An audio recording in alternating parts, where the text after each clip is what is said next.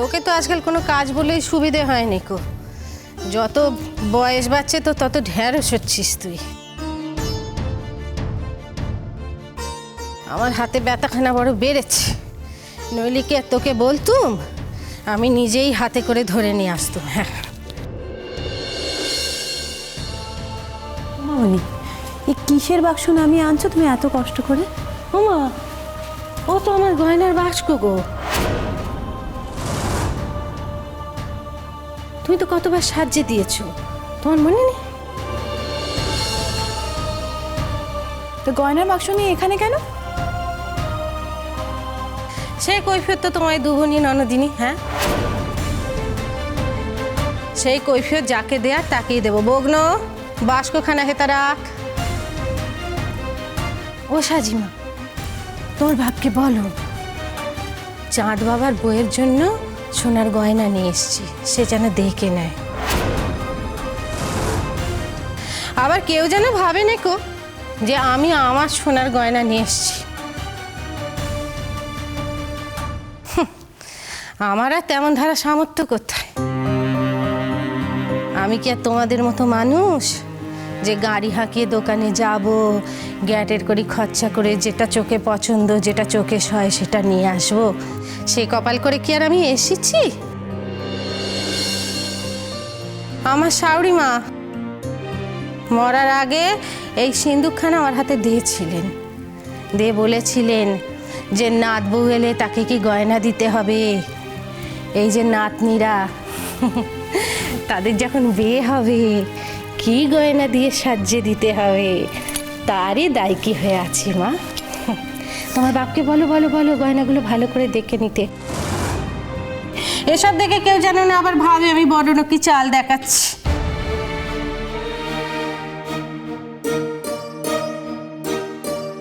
আমি একদম কি মানুষ আর আমার কি আছে? আমার নিজে ছাড়া তো আর কিছুই নেই। এই গয়নাগুলো তোমার বাপ যদি নেয় আর এগুলো যদি চাঁদ বাবার বউয়ের গায়ে ওঠে, তাহলে তোমার ঠাকুমার আত্মা বড় শান্তি পাবে গো মা। দেবজিৎ, ওকে বলে দাও পুপুলের বউয়ের জন্য আমরা গয়না কিনতে বেরোচ্ছি। ওর গয়নার কোনো দরকার নেই। ও যেমন বিষয় আশয় সব কিছু আগলে থাকে, সোনা দানা যা আছে আগলে বসে থাকো। আসল জিনিসটাই আটকে রেখেছে আর গয়না দিয়ে নাম কিনতে চাইছে। শোনো, তুমি গয়নাগুলো কেন দিতে এসেছো বলো তো? পুপুলকে জানাতে, ওর মন রাখতে, নাকি ওর বউকে হাত করতে? বলো। সত্যি বাবা, আমার তো মনে হয় এইসব দিয়েই বোধহয় তুমি পাকাপাকিভাবে ওদেরকে কিনে নিতে চাইছো, তাই না?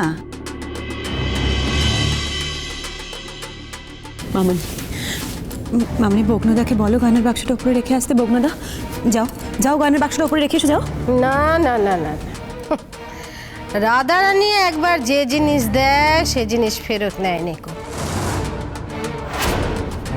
তোমাদের সামর্থ্য আছে, তোমরা আমার শাশুড়ির দেয়া গয়না নেবে না, ফেল দাও। কিন্তু আমি তো তার সঙ্গে কথার খেলাপ করতে পারবো নি।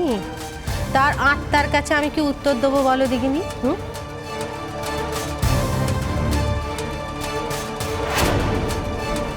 সাজিমা, বাপকে বলো ওই বাস্কর ভেতরে একটা ফদ্দ আছে, ফদ্দতে নেকা আছে কার কি গয়না।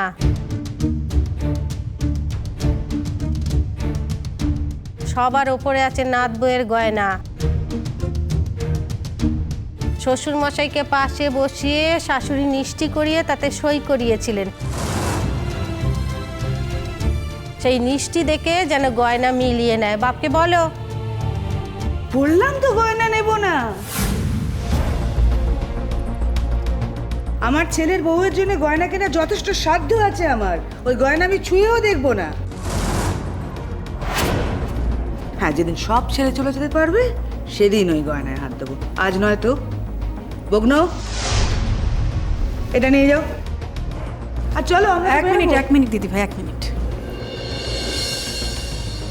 শোনো, তোমার একটা কথা বলে রাখি। হ্যাঁ, এই পুপুলের বিয়ের জন্য আমরা তো কটা দিন একটু ব্যস্ত থাকবো, তাই পুপুলের ব্যাপারে কোনো ছুতোনাতা করে হঠাৎ এইখানে এসে না নতুন নাটক শুরু করো না প্লিজ।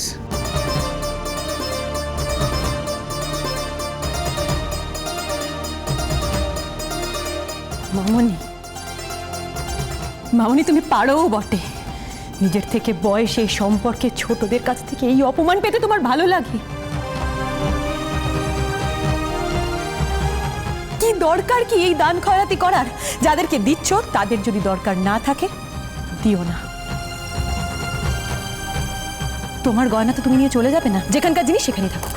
ও সাজিমা, আমার শাওরি কত শখ করে নাত বউয়ের জন্য গয়নাগুলো রেখে গিয়েছিলেন, হ্যাঁ? সেই গয়নাগুলো আমি একদিন ধরে এমনভাবে আগলে রেখেছি, হ্যাঁ? আজকে আমাদের চাঁদ বাবার বউয়ের গায়ে সেই গয়নাগুলো উঠবে না। না মামনি, উঠবে না, উঠবে না। কারণ যাদেরকে দিচ্ছ তাদের যদি ওই গয়নার কোনো দরকার না থাকে তাহলে উঠবে না। এই অবহেলা আমার ঠাকুমার প্রাপ্য না, আর এই অসম্মানও তোমার প্রাপ্য নয় মামনি। বগনদা, তোমায় কতবার বললাম বলো? যাও, গয়নার বাক্সটা উপরে গিয়ে রেখে এসো, যাও। বগন,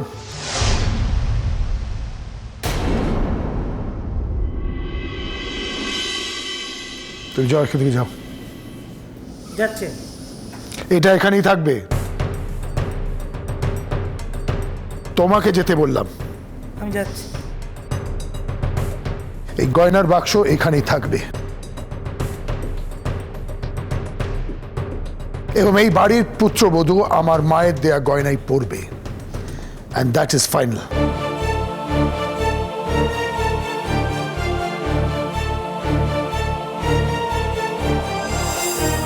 দেবজিৎ, ওই গয়নাগুলো যদি তোমার মা আমাকে দিতেন আমি নিশ্চয়ই মেনে নিতাম, কিন্তু ও কেন দিচ্ছে জানো? দয়া দেখানোর জন্যে, নাম কেনার জন্যে, আমার পুপুলের কাছে, আত্মীয় স্বজনদের কাছে। না, এটা তো আমি হতে দেবো না, যেটা ও সবসময় করে থাকে, নিজেকে ভালো প্রমাণ করার চেষ্টা।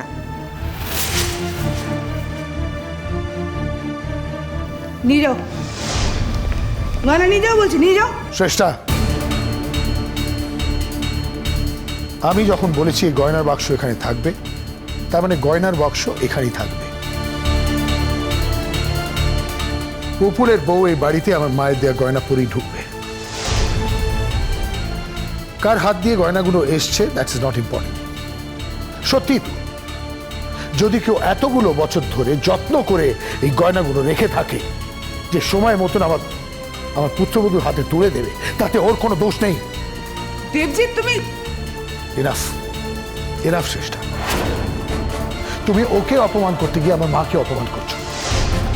এই গয়নার বাক্স এখানেই থাকবে, and that's final.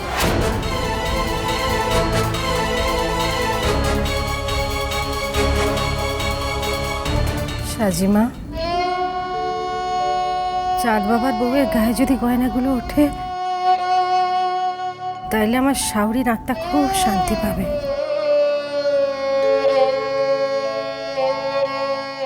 আমার উপরে রাগে ঘেন নাই।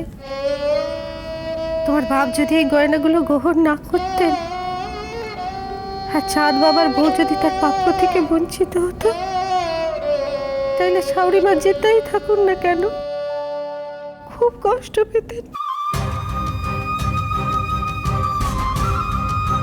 উনি যে এগুলো গ্রহণ করলেন, তুমি বলে দাও তার জন্য আমি ওনার কাছে কৃতজ্ঞ। আমি চিরকৃতজ্ঞ ওনার কাছে।